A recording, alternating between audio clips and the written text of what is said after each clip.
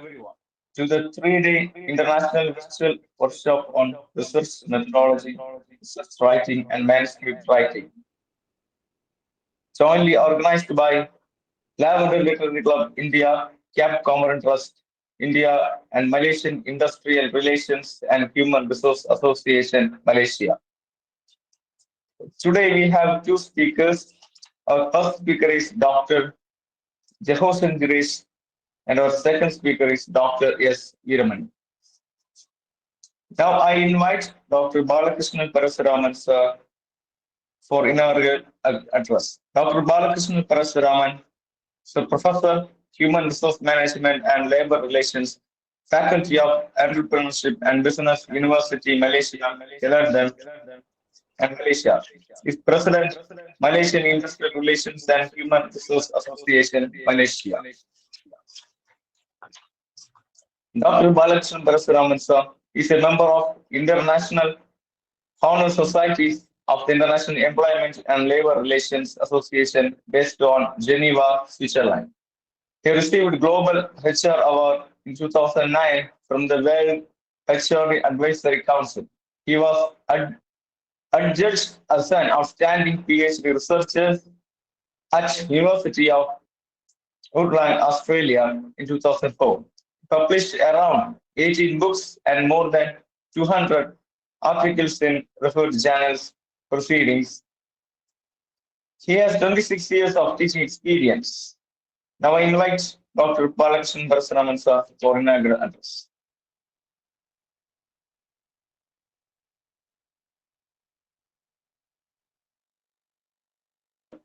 Sir, you are not audible, sir. Sir, your mic is mute. Okay. Sir, please unmute. Uh, can you hear me now? Yes, sir. Yes. Okay. Okay. Thanks, Doctor, as a moderator for this evening. Okay. First of all, I would like to thanks to Lavender Fishing Club, who was also headed by Dr. Frank, and also Camp Comorian, Dr. Regina as president of this. Oh, of course, myself actually in three NGO that organizing this international webinar on research methodology and research writing for 3 days, start from today until the end of the day on 30th, okay, 30th November. Okay, as usual, I would like to really congratulate to all the organizers and especially the participants who are today. I can see about 26 people already joined, maybe from India, from Malaysia, and other countries. As usual, we are still running online, and I really admire all of you take your time and come to learn something from the expert. We're going to sharing the knowledge to all of us. As far as I'm concerned, from Malaysian perspective, uh, we need to what they call master in the research method before we come up with a good research. Either it can be a master's or even PhD level. Even if you work in the industry, you need to do research. Like me, although I already become professor, but I still engaged with the research from the industry and from the also ministry level. Right? For example, I'm the one of the technical committee in Malaysia. Every 2 years, we are going to revise the salary. So then we need to conduct a national level survey and also focus group discussion. So whatever I learned in the past on research method, and it's very useful for me, especially when I do my doctorate. I spent about 2 years to understand the research method from different approach, which I think comprise of ontology, epistemology, and methodological. Right? We need to understand why there is a quantitative and why there is a qualitative method. Why we need to give answer. We need to do study. And that's I think that's why a lot of speakers will talk about these next 3 days.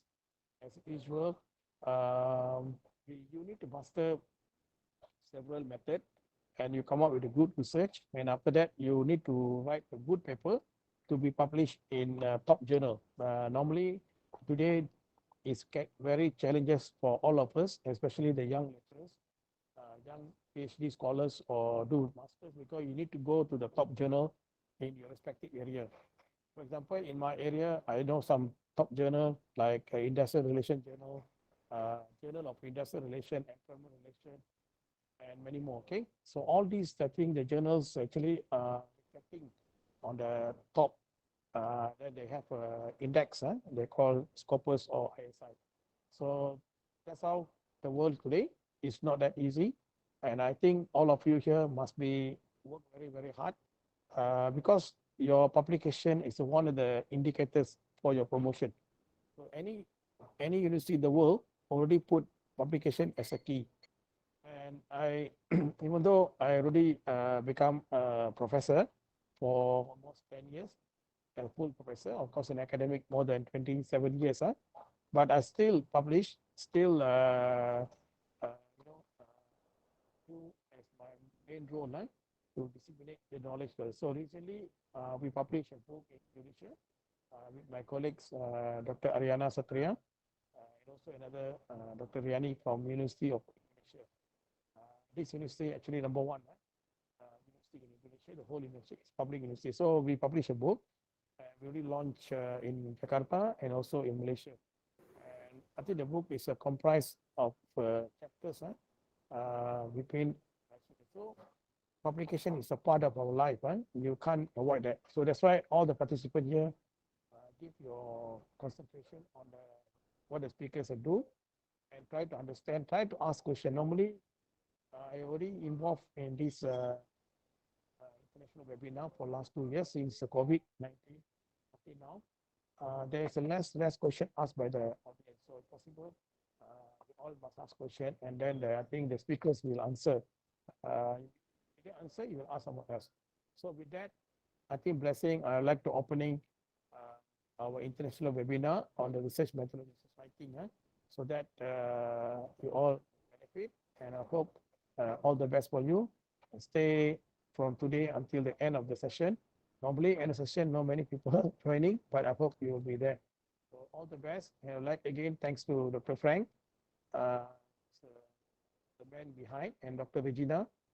They are the one actually organizing the conference for many, many, many years, last 2, 3 years. And in fact, I'd like to thanks also to all the participants that able to spend time to attend this conference. So again, so all the best. I hope to see you all in the last week. Thank you. Bye-bye. Thank you, Professor Dr. Balakrishnan Parasuraman sir, for an inaugural address. Now, now I invite our first speaker, Dr. J. Jehosen Jiresh, Assistant Professor, Department of English and Cultural Studies, Christ University, Bangalore, India. He has PhD in English language teaching, and at present he is pursuing a PhD in English literature from the Central University of Tamil Nadu. His area of specialization is in research include teaching of English speaking skills and learning-oriented language assessments, critical reading, and so on. He has published 11 research articles in international peer-reviewed journals. He has presented papers in all over the world. He has delivered 25 invited lectures and many workshops. We are very glad to have you, sir. Now I hand over this session to you, sir. This session is yours. Thank you, Mr. Jinu, and thank you to all the organizers, Dr. Frank and Dr. Regin, for giving me this opportunity to share my thoughts with this scholarly audience. Thank you, Dr. Balakrishnan, for the insightful inaugural address. And with these words, let me get into the thoughts I have with me to share with this scholarly audience this evening. Before which, let me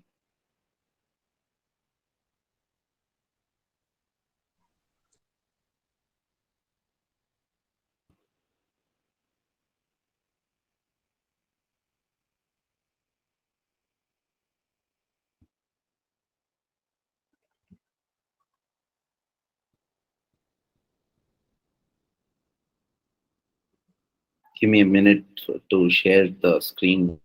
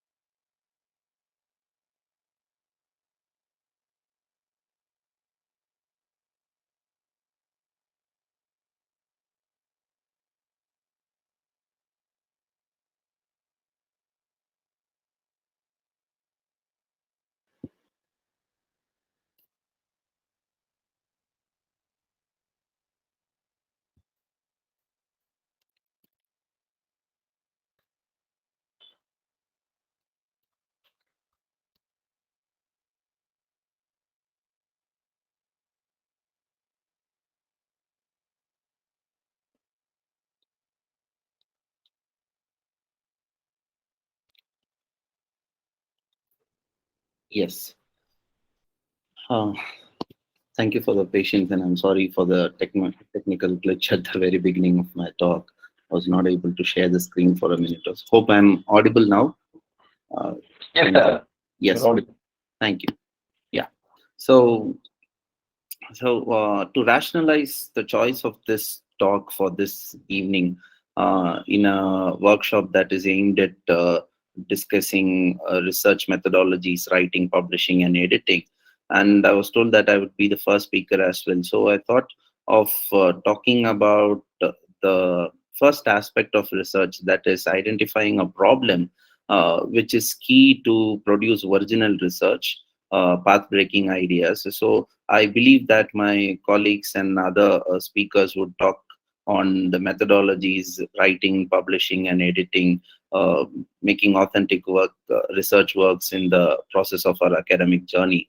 So I thought, in order to talk about the problems, identifying the problems for research, it is pertinent for us to understand certain issues, pressing needs in the field of academia that can be considered as avenues for research in the future, or even now, not even in the future, but contemporary avenues that can be considered as most important as we look into the issue of research as an academic community altogether. So, bereft of our domain differences, I understand this is a multidisciplinary scholarly presence we have in this workshop. Uh, Bereft of our academic domain differences, we need to view ourselves as educators, education in general. So, in that process, online teaching, learning, or using technology for education has become part and parcel of our academic deliberations. So it is important to research on the possible effective tools, strategies for teaching, learning, and assessment in our respective domains and education in general. Because we are not only consumers of tools, we are not only consumers of changes that happen around us in terms of education is concerned, whereas we are also co-constructors of knowledge. So as part of research, we construct knowledge, we co-construct knowledge, we construct knowledge with the help of what we research, what we interact with our students, other stakeholders, colleagues, or the industry or the policy makers. So we have a problem in front of us which all of us can think about, and I wish by the end of this workshop, taking inputs on the innovative methodologies, ways of writing, ways of editing and publishing, we all can aim at producing one research paper which deals with this problem of encountering the challenges posed by online teaching learning in the academia. So, with these words, I rationalize my talk. Teachers' ignorance is edtech's bliss, need for collaborative research in online teaching and learning. Maybe this might sound a scathing attack on edtech industry, which has flourished in a commendable manner, but at what cost is something which makes us realize the importance of this problem and how the teaching fraternity's ignorance can be commercialized, can be made into a business in terms of giving education to people from different strata of society. So the ignorance here I'm talking about dates back to even 30, 40 years or 50 years. Me being a teacher of English, I would always believe that the ignorance in terms of honing English language skills of students, led to the mushrooming of English language coaching centers, which I believe made money, but at the same time, whether they were able to enhance the speaking and writing skills of learners was always a question, because learning a language can never happen in isolation. It happens in context, where we were promised 30-day English training program and all sorts of that kind for the past 20, 30 years. And when in terms of technical knowledge, when school teachers or college teachers, when we fail as an institution, always there is a company which would make money out of it. And this is because we need to understand, we spend a lot on our mainstream education, and yet we are supposed to spend more on preparing for competitive exams, or preparing for technical skill enhancement and all that. It looks absurd. So it's high time that the teaching community becomes aware of this fact, and so that we can work in tandem with society and also students to stop this menace. Or we can't stop it, but at the same time we can create an awareness among the stakeholders that it can be incorporated within the mainstream education as well. We need not rely on an external source which would compromise the quality in terms of commercializing it. Anything that is commercialized is compromised in quality, is something which we need to look into it from a very serious perspective. So if you ask me what's wrong with EdTech's bliss, that leads to a condition where the commercialization of education is normalized, institutionalized, and teaching as a mainstream profession, or teaching learning as mainstream profession is taken for granted, where students enroll themselves in schools and colleges, but they depend on these resources for their academic flourish. If we can incorporate or ensure that kind of input within the academia, we can stop our students and parents from spending a lot on this aspect. So there is a lot of scope for us to research on these domains, where we can identify effective modules of teaching learning, effective modules of assessment, and effective modules of effective modules to bridge the gap between testing and teaching, job industry and learning. So there are a lot of scope for research which we will be talking about. It's an exploratory paper. As a first speaker, I just wanted to kindle your thought process on these lines, where before going into the technicalities, detailed viewpoints within our domains, it gives us a kind of a generic approach on a problem, a research problem that's found within us, which can be exploited in our research pursuits as well. So the next one, to answer the question, the idea of EdTech flourishing, you could find this EdTech company's logo everywhere, and in the jersey of the Indian cricket team, we find Byju's India, which makes us make an opinion that who owns India. It's the possessive case apostrophe s gives us a thought that whether it is Byju's India that is playing. Of course, it's BCCI's India that's playing, but then the logo gives us a symbol of that kind.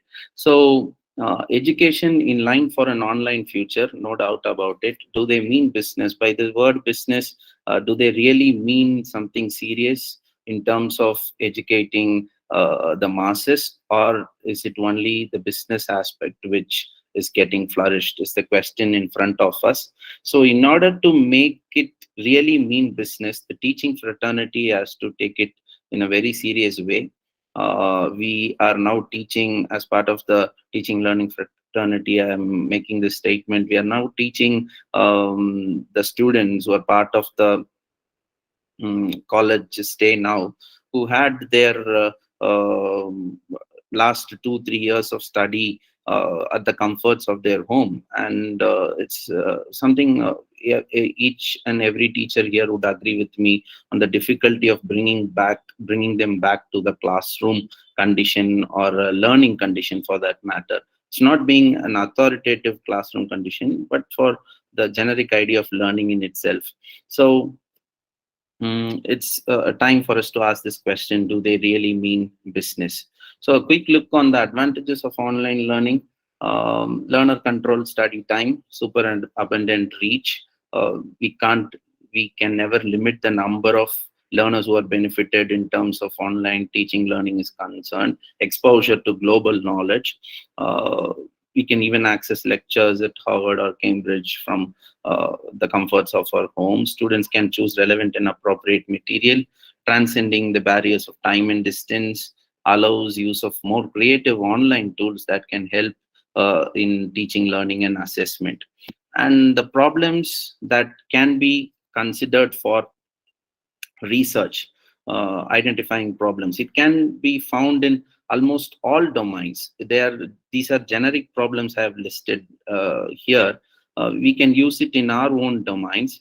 The digital divide and bandwidth issues, which where we find even in a country or a world scenario where people are used to digital gadgets and internet facilities, yet you find a digital divide, and also the issues related to bandwidth that separates the privileged from the underprivileged.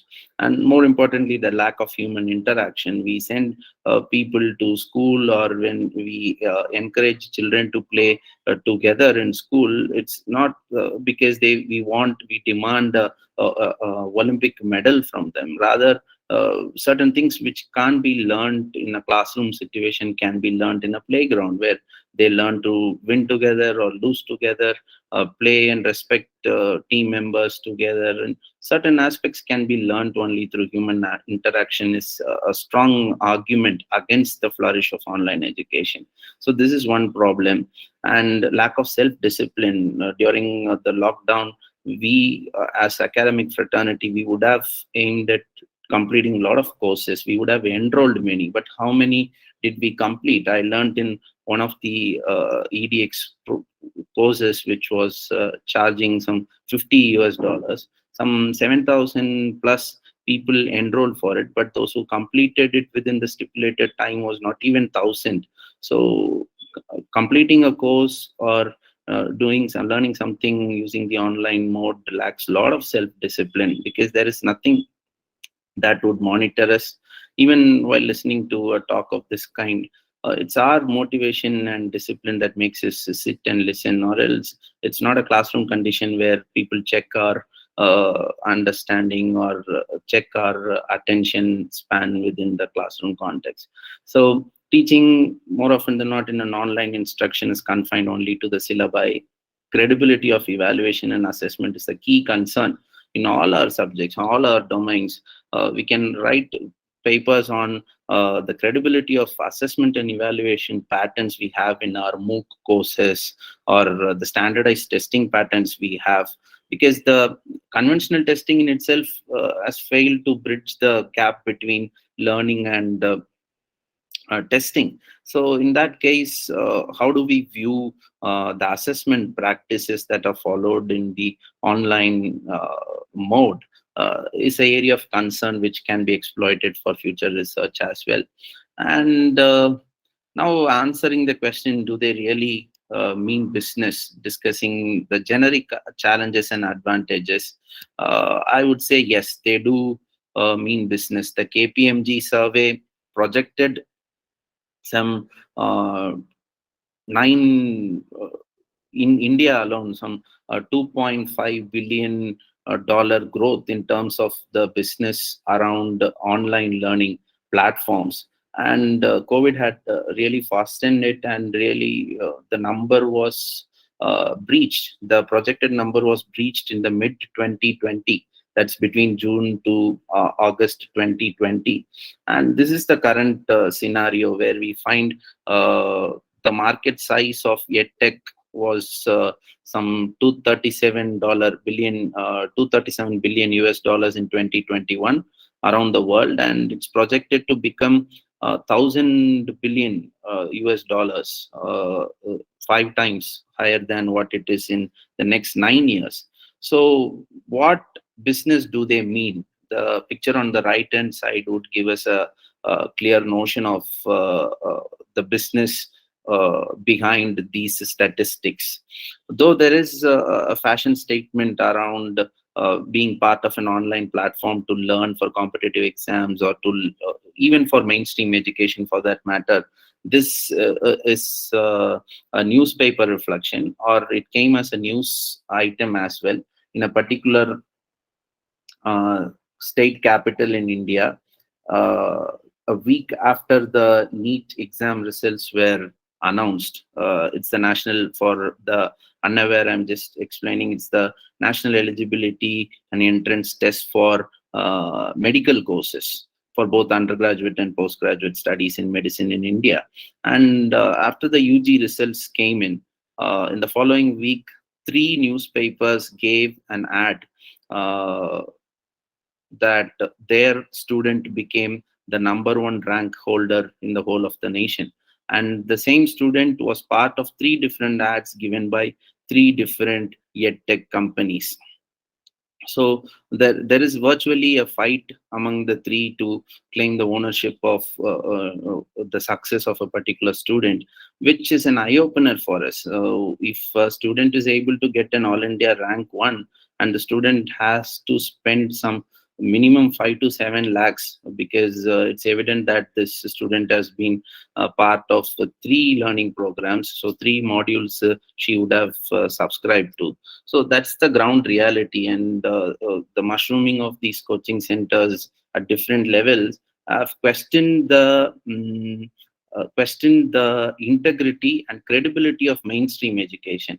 If one cannot appear for a competitive exam or any skill based acquisition of knowledge, if they can't gain with mainstream education, they can only gain through such support system by paying a lot of money. Then what's the point in having mainstream education, which would make us irrelevant in the future? This is the key concern that I wanted to discuss with this scholarly audience this evening, that slowly mainstream education will be regarded as something which is not important, or people can gain academic success through other sources by paying money. And there was a serious concern last week. I saw a YouTube video where in an IIT, a premier Indian Institute of Technology, where the professor was delivering a lecture, but the students are busy watching videos provided by online platforms on the same subject. They were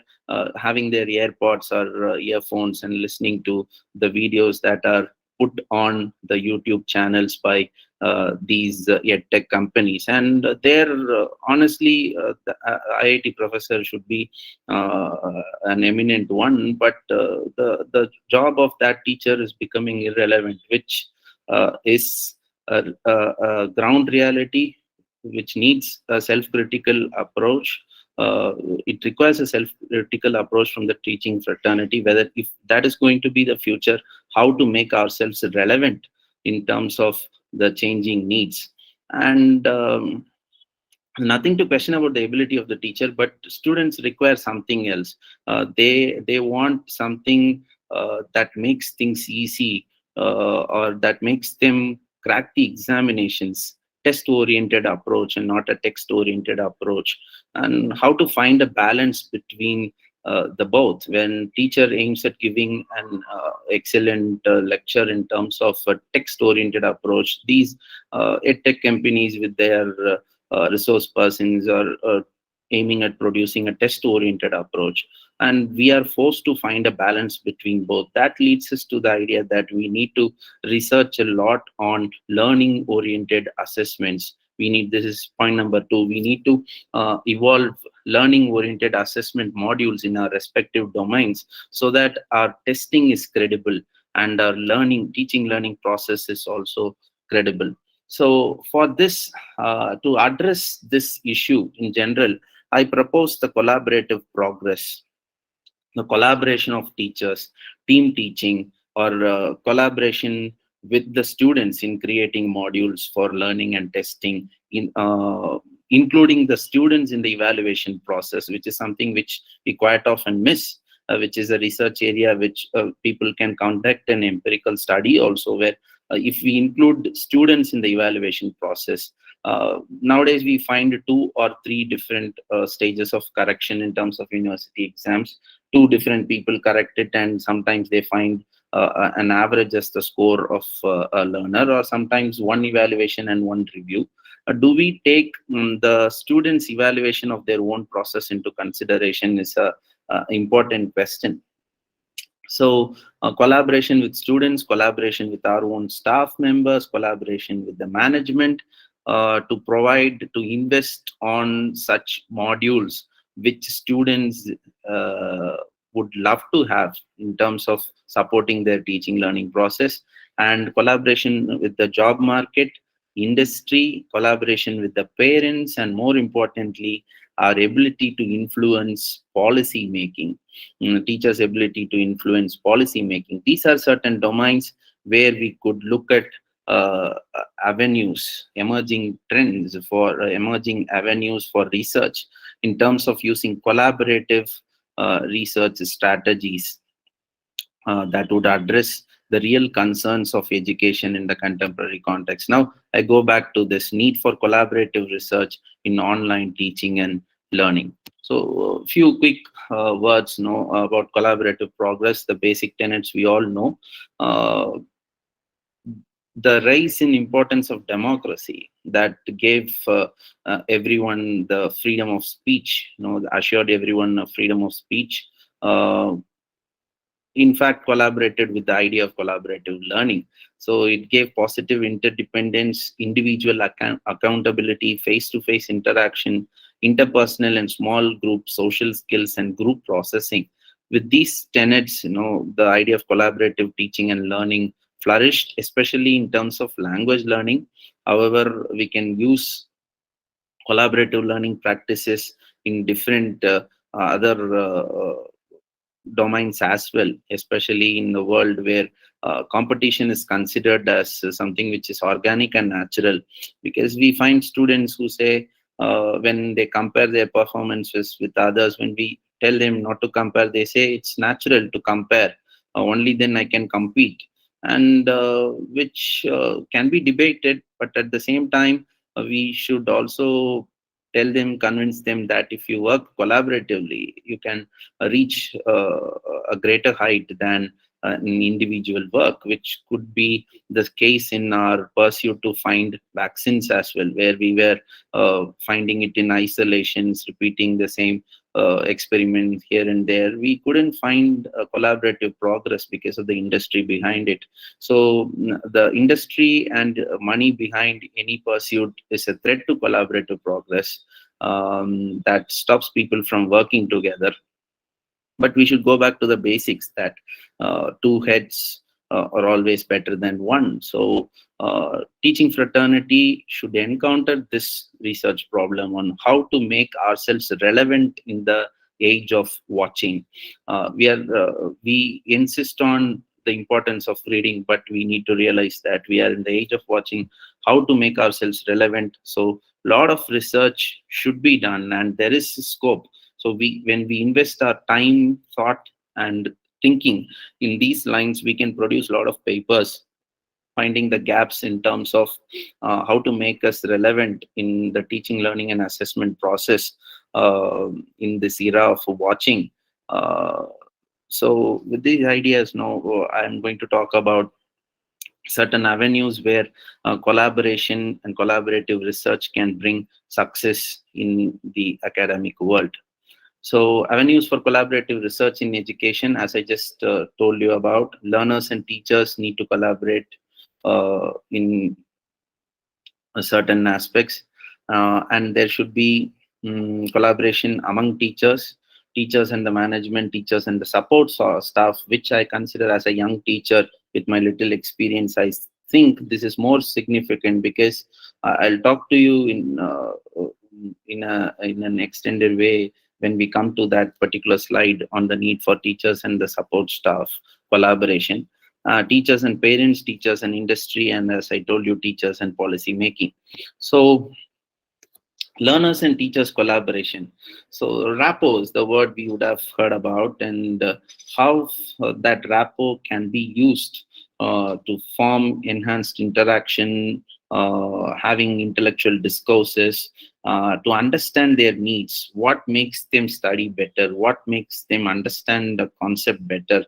And we need to produce tools of that kind which would help our students learn. As I told you at the very beginning, we are all educators, and our research should start with effective ways of educating our learners at the first place. That's the reason why I'm concerned about this research problem on how are we going to educate our learners in our respective domains in this digital age. So increase in retention when there is collaboration between teachers and learners, increase in self-esteem of the students when we incorporate their needs, their ideas, and more importantly, honing higher order thinking skills, HOTS, and learning centered ambience is provided when teachers and learners are collaborating. So research can be done on the efficiency of learners and teachers collaboration in terms of learning a particular subject, or applying the concepts into real life scenario, or conducting a project, and so on and so forth. So that gives a kind of positive attitude towards learning when teacher takes part in the learning rather than being an instructor. So that may lead to increase in attendance and leadership skills as well. These are aspects which can be considered as testing points. We can conduct researches on these testing points in our respective domains, whether with collaboration with students, whether are we able to hone higher order thinking skills, whether it creates a learner centered ambience. All these things can be considered as top points of research. So, teacher collaboration, yeah, of course, in terms of sharing knowledge, discussing the threats and challenges, curriculum designing, OBE being the buzzword in India as of now, outcome-based education. So, it requires a lot of collaboration in understanding the rationale and objectives of introducing a particular course. So, that understanding comes out of research, where colleagues need to work in tandem. Especially, there should be some thought or research on teachers from the tertiary level, college and universities becoming resource persons to teachers at the primary level. So sometimes we work in isolation. We complain the primary level education or the school level education, and we say when students reach the tertiary level, they are not up to the mark to perceive and understand concepts. So rather than complaining, if we have a system in place to work in tandem with the school teachers, we would be able to do some make some contribution to the teaching learning process, or the transition from the school to the tertiary level. That's what I've mentioned by the idea of collaborating with school teachers. And of course, yes, collaborative research projects or the future of research, or it's already the present.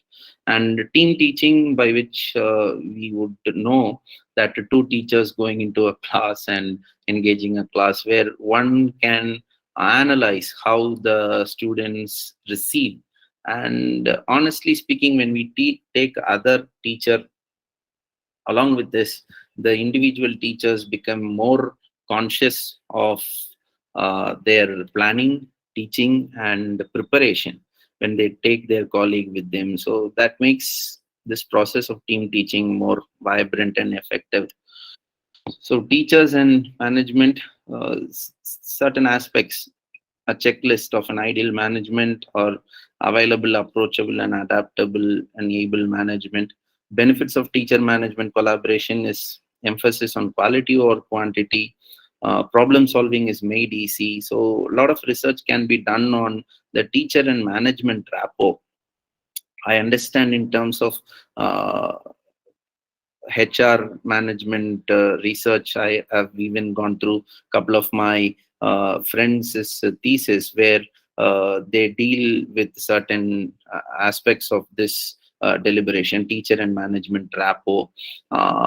So now we can move this discourse to the next level of how teachers and management together can create an online learning platform which goes on par with the mainstream instruction, that simplifies what is required for the excellence of a particular student. That's what that gap is now exploited by the external forces. And I don't think that I'm making charges against the industry here. It has, of course, provided a lot of employability things, and it comes with its own perils.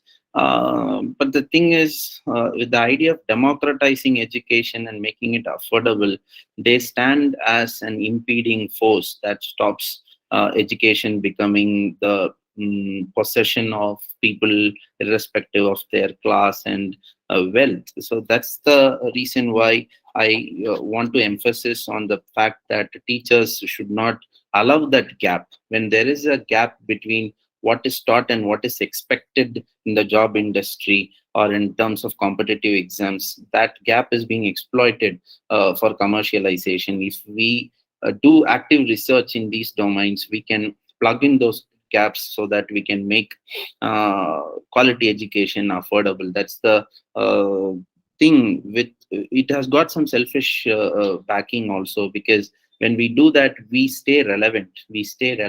If not, we become irrelevant, is the self-critical thought we need to think about.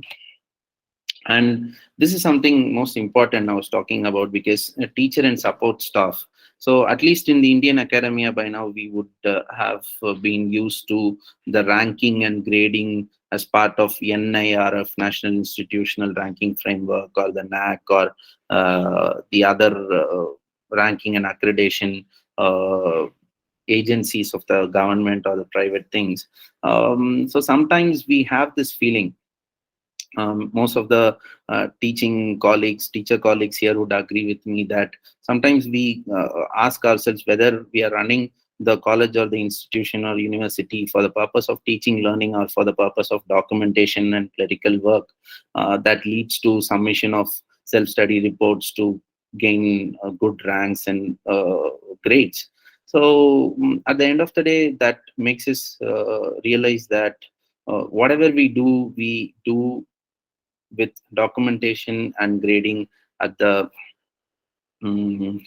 as some of the key factors in the back of the mind. So it is really important that there is a very good collaborative support system that is functional between teacher and the support staff. We could see that in central universities or premier institutions, where every department would have a support staff to help teachers in terms of their clerical work. And it's saddening, I don't mince words, or I don't want to mince words here. It's saddening that the idea of a teacher is changing. And I hear from certain colleagues of mine at different places, or friends, they say administrators now, they make a statement that teaching anyone can do, but clerical work is something which is more important. But in reality, it should be the other way around. Teaching is a specific job, and clerical work is something which can be done by people at the clerical level. But now teaching acumen or ability is tested based on the administrative skills, and clerical work done by teachers is a sad reality. And it's sometimes, even people who find clerical work easy use that as a escape from not doing creative and critical work that leads to writing papers and constructing knowledge. Rather, people find clerical work easy that doesn't require a mental application. So that for such reasons, clerical work is made normalized and institutionalized, where all of us are required to do it.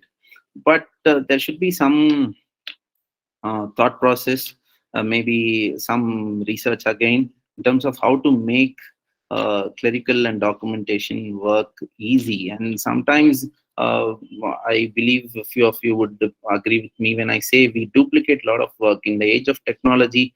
If we do once, it should stay. But we sometimes behave as if we are living in an age before carbon copy paper, where we put the same data in different places. There should be the story in different institutions as well. So we should aim at research, some entry level, basic level research in finding a balance between clerical work and real academic work that involves critical and creative thinking. So effective documentation, optimum use of technology, creating learning applications. These are the domains where teachers and support staff, the IT personnel in our institutions, can come together and do research in terms of making optimum use of the support staff found on campus in terms of helping our teaching learning progress process. So extending collaboration, including teachers, parents' perspective in curriculum design, or parental attitude. Research can be done in our respective domains on parental attitude in terms of what kind of testing we have, the syllabi we have. For example, I can quote you from the example of my own domain, where when you ask rural parents on why they want their children to learn English, they would say they want their children to speak in English. And they believe English is a language of empowerment that provides them a fair chance in the job market. And sometimes a sad reality turns the swindle faces against them. Even after completing 3 years of BA and 2 years of MA, students struggle to speak or write in English, if not at an excellent level. Even at the beginner level, they struggle even after completing UG or PG. It's a serious concern. So whether the parents' idea of what they expect from a curriculum is provided by the curriculum. So there should be constant interaction with the parents as well, revisiting the affordability. I do not know how many webinars and workshops at the tertiary level were conducted for parents in terms of keeping them oriented on what is the testing pattern. Because in a test-based and test-biased nation like India, the academic success of students are understood through their test performances. So that puts a lot of pressure on scoring high, which we find in our students when they want high scores by any nook and crook. So that invisible force of the parents are also reason for it. So we need to orient them on what is testing. It's just a part of learning, and you can't you it's no use excelling in a test without excelling in learning.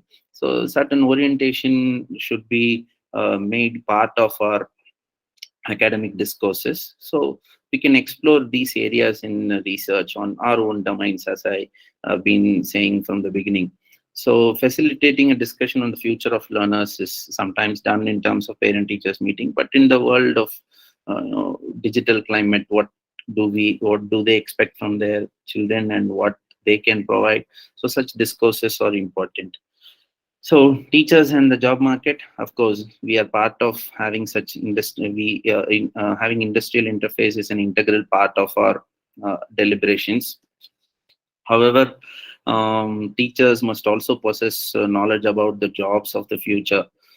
This is something we find sometimes difficult when students ask, "What do I become after completing this master's?" Especially in terms of English, there is some lack of conceptual clarity, because when a mathematics student becomes a mathematician, a physics student becomes a physicist, but what do students of literature, English studies become? That idea of convincing the students or the parents that they become scholar critics is lacking in terms of the teaching fraternity, because we don't have specific objectives of why we teach language studies or why we teach cultural studies. So the knowledge about the jobs for the future is something very important, and we need to explore uh, such avenues, and we can also pioneer the cause. If we continuously research on these lines, we can even pioneer the cause of um, finding new job avenues, or creating novel job avenues in our own respective domains. When we find some objective of learning, and there is some teaching we do, and there is no connection between the job market and the teaching that is done in the classroom, either we should find a job space for that learning, or we should do away with that and find out something else which would suit, or which would create job opportunities in the future. So in that way we can bridge the gap between education and employment. So this is another important thing. How many of us teachers visualize ourselves as policymakers is a question that would go deep should go deep into our thought process. Teachers are the co-constructors of knowledge. We are not merely consumers of what is already said and written. We need to construct knowledge. So there is a need for a discourse in terms of teacher participation in policy making. So how far we can voluntarily take part in policy making is a question, but at the same time it has to come from the other way also. India started implementing the National Education Policy 2020. I think there are 14 members in the draft committee. If I ask a question, if I pose a question, how many of the 14 are active teachers? The answer is one, and that one is also a teacher in America. And predominantly, the 14-member committee consists of people who are retired vice chancellors or administrators. If they are retired, meaning they would have stopped teaching some 10-20 years ago, because once they get into administrative positions in universities and colleges, they would have been removed from classroom reality, or the teaching learning reality. So this makes us realize the importance of teachers becoming part of policy making. uh, and yes, of course, there are avenues through which we can give our feedback, but that doesn't mean that we are taking part in policy making. So what we can do is constantly write. There are the UGC newsletter and things of that kind, where we can continuously write our reflective deliberations on what's happening in the classroom, what is expected of students, what is expected of teachers, so by which we can at least influence policy making. And interaction with the media again is something through which we can impact influence the policy making in a nation, and in the global context. So finally, way ahead, after listening to this, or after even I was thinking aloud. I won't say that I was delivering a lecture or talk on this, but I was thinking aloud with the scholarly fraternity here. The way ahead is we have the mandate to make education affordable as part of the academia, bridging the digital divide, democratizing education, by which I mean that unleash the power of education, that to an extent that anyone can study anything, and after which their academic prowess or education helps them to build their own career. But at the first place, we need to unleash the power of education so that it reaches everyone. You can't stop it once that it is unleashed. So how are we part of that process? If we are ignorant and we do things that we have been doing for quite a long time now, students require a lot of other things. When you get into classroom, only certain times I feel only visuals keep them busy, and I don't like wasting my time in the classroom by putting some random videos. So what are we going to do with such learners who are visually oriented? Do we enhance our own lecturing in such a way that we visualize concepts, we make them visualize things that we speak? These are certain areas which includes a psychological approach also, and methods to facilitate or enhance the social skills through online learning. At the when it comes to the challenges we discussed, lack of human interaction. But if online education is going to be the future, how to ensure social skills, uh, social skills like etiquettes, uh, which students we believe they learn at the school level. And sometimes there is a tendency among certain families to provide homeschooling. I don't know, there are good and bad side of it, but the thing is, uh, I consider that as a kind of an elitism where people think when our children go to school, they may get spoiled. So I have them in a secluded position. That goes against the spirit of socializing education, or education as a tool which socializes. And this is something which is important, to discuss how to facilitate interaction in the social interaction and social skills through online learning. And especially in the era of post-truth, there we find information explosion and anxiety. We need to inculcate the idea of information processing, checking for authenticity, the purpose of the message, because when we use online learning tool, we can't stop the inflow of information. So here teachers, the role of teachers, I've mentioned, or redefining the role of teachers. We are related to the level of facilitators, and we are not mere purveyors or servers who just take what is found in different sources and serve to them. Rather, we add our own elements, and that's why I always repeat the idea of co-constructing knowledge. So in that sense, in an online platform, how do we make people accept each other, who are not only tolerant but celebrate the differences that are found in different walks of life? So facilitating social skills through online learning is a serious concern. How can we do that within our own smaller spectrums of our own domains is another question. Research on addressing the dichotomy between teaching and testing, where we can think about the idea of using blended learning or flipped classroom test techniques. Here, I remember Eric Mazur, considered as the father of flipped classroom techniques. He was in 2017.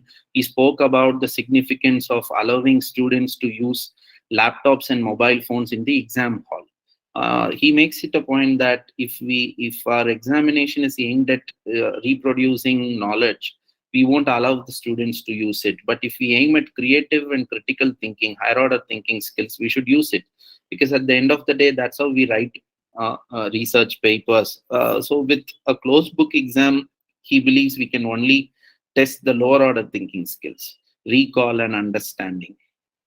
So, how open we are to research and see the effectiveness of open book examinations.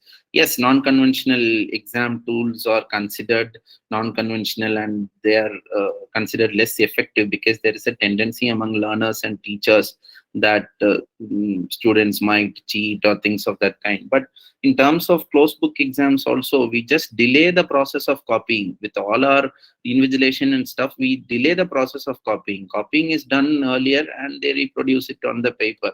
So I don't see much change, much difference between the people with more retention power.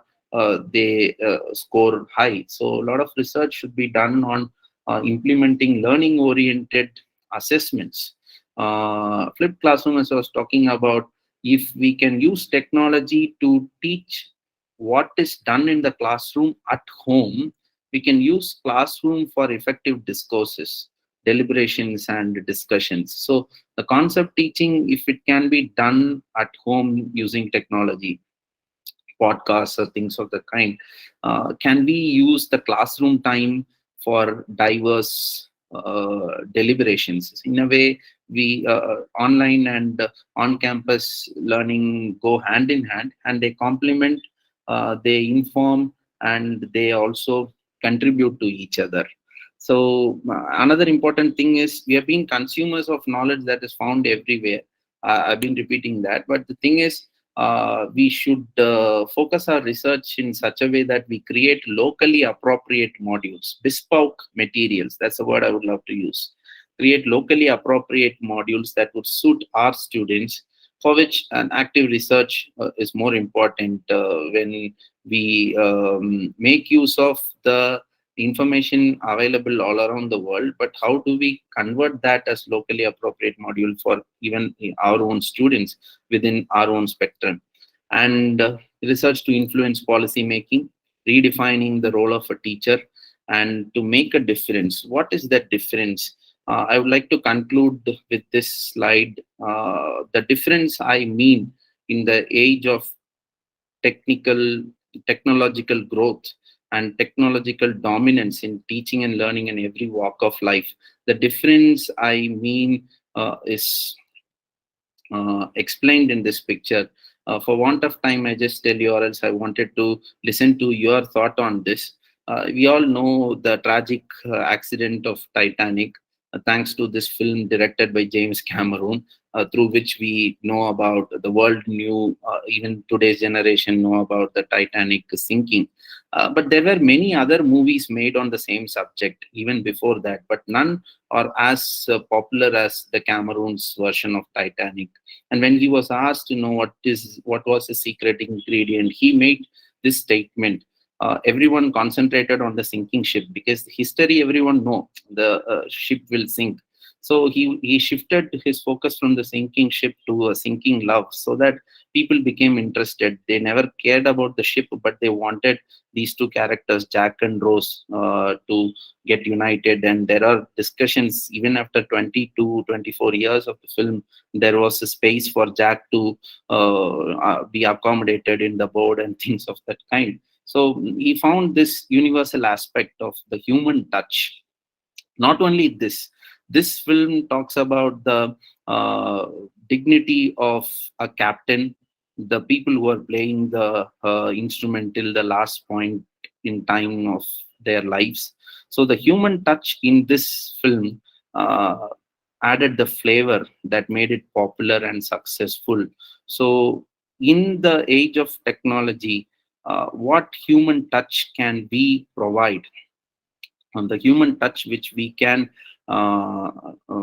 inflict on the technical advancement in terms of teaching learning makes us stand out. So the human touch can either be in terms of evolving online tools that would make teaching learning less complicated, and also at the same time making it affordable, and our earnest effort in terms of democratizing education, shedding away our ignorance, thinking that this is not my job, I'll deliver my lecture or things and students will learn it through many ways, would in a way lead to commercialization of education. It is not good for us. As I told you, we will be irrelevant. So the human touch is not only as human beings, we contribute to the development of artificial intelligence, and at the same time, the sense of humanity to make education affordable, education a democratic force, and education a powerful tool of enlightenment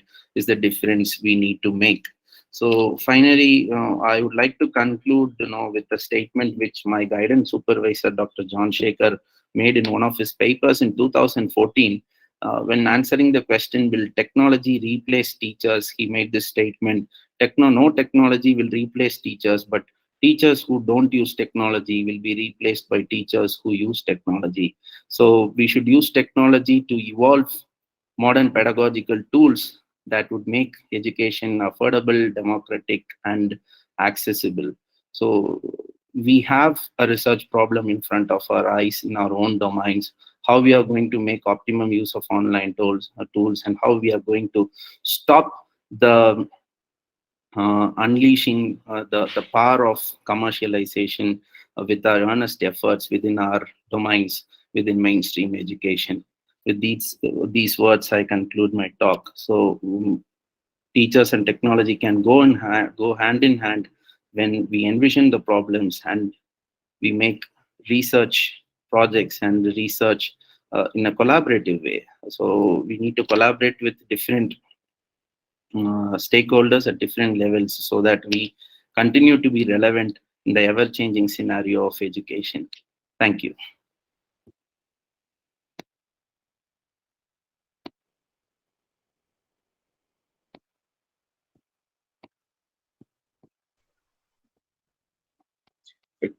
Dear participants, if you have any questions, you can ask. I'm not able to see my screen.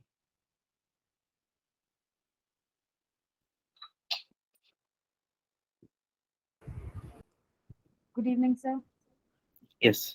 Sir, my name is Divya Hariharan. Sir, you spoke about the locally appropriate module.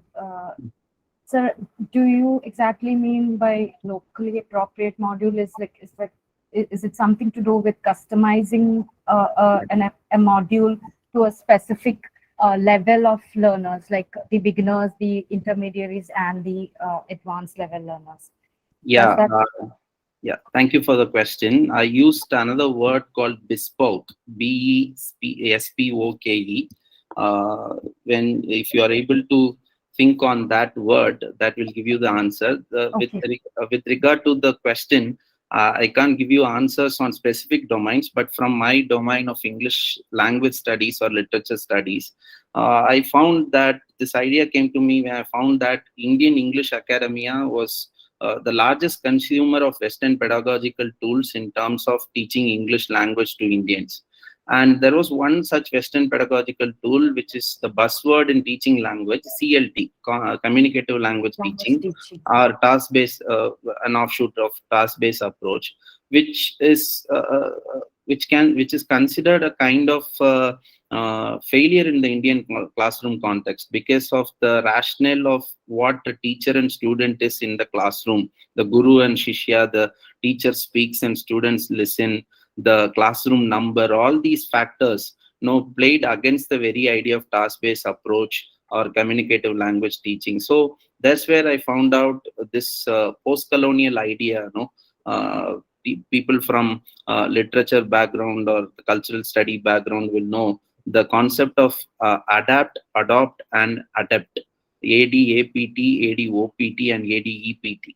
So usually when there is an interaction between colonizer and colonized, we try to adapt the colonizer's culture, and slowly we adopt to it. And but the most important thing is evolving our own styles, the final stage. So we appropriate them for the use of our own